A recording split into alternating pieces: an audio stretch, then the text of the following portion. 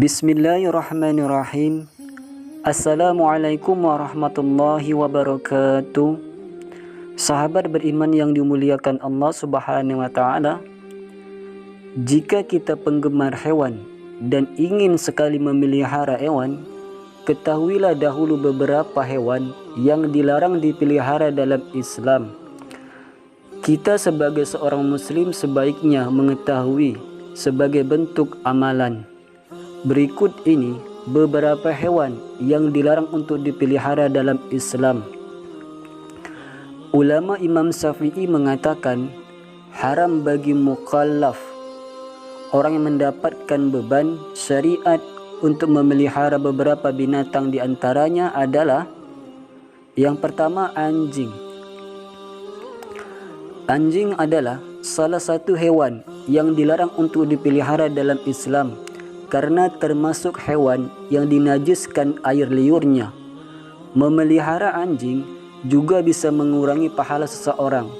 Hal ini sesuai dengan hadis Rasulullah SAW yang diriwayatkan dari Abu Hurairah radhiyallahu anhu. Ia berkata, Rasulullah SAW bersabda, barang siapa yang memelihara anjing kecuali anjing untuk menjaga ternak, berburu dan bercocok tanam, maka pahalanya akan berkurang setiap satu hari sebanyak 1 qirah.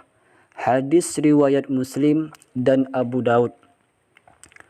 Di dalam hadis lain juga menyebutkan, diriwayatkan dari Ibnu Umar radhiyallahu anhu dari Nabi Muhammad SAW, beliau bersabda, barang siapa yang memelihara anjing selain anjing ternak dan anjing untuk berburu, maka berkulanglah setiap hari perbuatannya 2 qirah.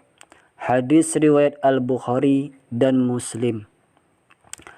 Hal ini telah jelas bahwa memelihara anjing akan mengurangi pahala, dan dalam Islam hukumnya haram jika memelihara anjing tidak dengan maksud dan tujuan tertentu, seperti digunakan untuk berburu.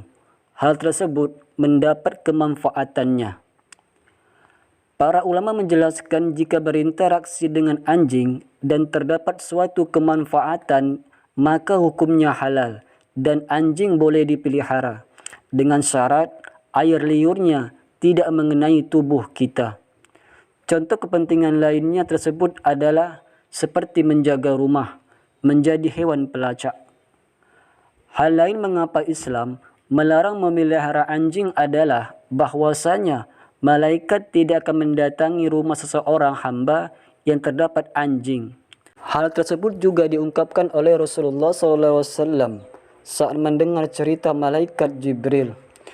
Rasulullah SAW pernah mengatakan, malaikat Jibril datang kepadaku, kemudian ia berkata kepadaku sebagai berikut, tadi malam saya datang kepadamu, tidak ada satupun yang menghalang-halangi aku untuk masuk kecuali karena di pintu rumahmu ada patung dan di dalamnya ada korden yang bergambar, dan di dalam rumah itu ada pula anjing.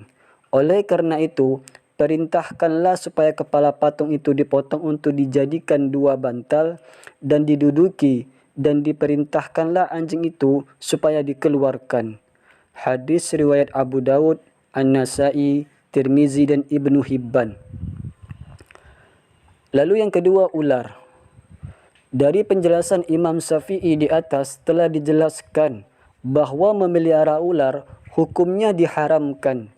Jenis ular apapun jika dipelihara tetap diharamkan karena ular adalah hewan melata yang berbahaya. Rasulullah SAW memerintahkan kita untuk membunuh ular jika bertemu ular, bukan untuk dipelihara. Hal tersebut tercantum dalam hadis Rasulullah SAW memerintahkan untuk membunuh 2 binatang hitam ketika salat, ular dan kala. Hadis riwayat Tirmizi. Sudah sangat jelas sekali bahwa perintah Rasul adalah perintah Allah juga, maka sebaiknya kita membunuh binatang ular dan untuk tidak merawatnya karena hal tersebut bertentangan dengan yang Rasul ajarkan. Binatang yang dianjurkan untuk dibunuh haram untuk dipelihara karena adanya perintah untuk membunuhnya. menggugurkan kemuliaannya dan dilarang memeliharanya. Lalu yang ketiga, elang. Elang menjadi hewan yang dilarang dalam agama Islam karena selain hewan yang mesti dijaga kelestariannya, juga termasuk burung pemangsa. Hal ini sebagaimana dalam firman Allah Subhanahu wa taala, "Wa ma min dabbatin fil ardi wa la ta'irin yatiru bi janahihi illa umam." Dan tidaklah binatang-binatang yang ada di bumi dan burung-burung yang terbang dengan kedua sayapnya, melainkan umat juga seperti kamu. Al-Quran, Surat Al-An'am, ayat 38.